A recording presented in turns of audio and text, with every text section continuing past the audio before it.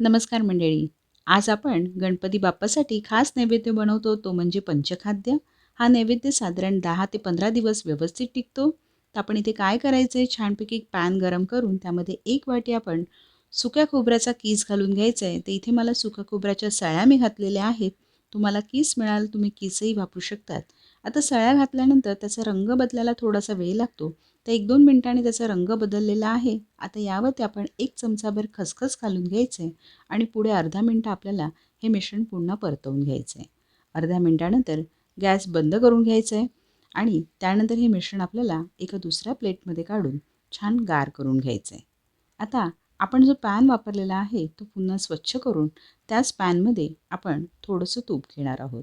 आता या तुपामध्ये आपण वेगवेगळ्या प्रकारचे ड्रायफ्रूट्स परतून घेणार आहोत. आता इथे मी जे ड्रायफ्रूट्स माझ्याकडे अवेलेबल होते ते मी परतवून घेतलेले. ते इथे मी घेतलेलं आहे खजूर घेतलेला आहे, इथे खारीक घेतलेला आहे, सोबत काजू बदामाचे तुकडे घेतलेले आहेत, काळ्या मनुका घेतलेल्या आहेत, साध्या मनुका घेतलेल्या आहेत आणि बेदाणे आहे. आता जे ड्रायफ्रूट्स तुमच्याकडे असतील ते तुम्ही यामध्ये परतवून घ्या. एखाद मिनटं आपल्याला ड्रायफ्रूट्स व्यवस्थित परतवून घ्यायचे आहेत आणि तुपाची तकाकी ज्यावेळेला ड्रायफ्रूट्सवरती येईल त्यावेळेला आपल्याला गॅस बंद करून घ्यायचा आहे. तर साधारण इथे 1.5 मिनटानंतर मी गॅस बंद केलेला आहे. छान आपले ड्रायफ्रूट्स तयार झालेले आहे. इथे तुम्ही ड्रायफ्रूट्सचे तुकडेही वापरू शकतात.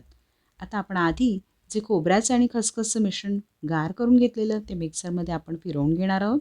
तर ते मिक्सरच्या भांड्यामध्ये काढून घेतलेले.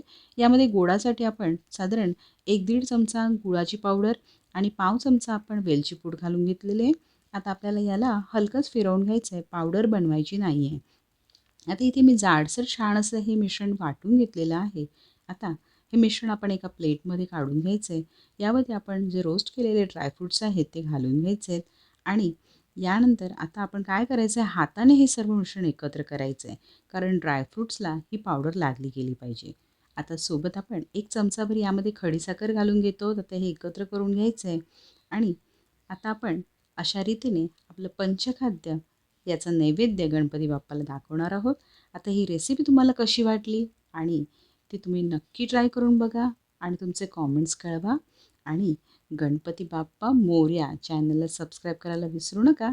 धन्यवाद.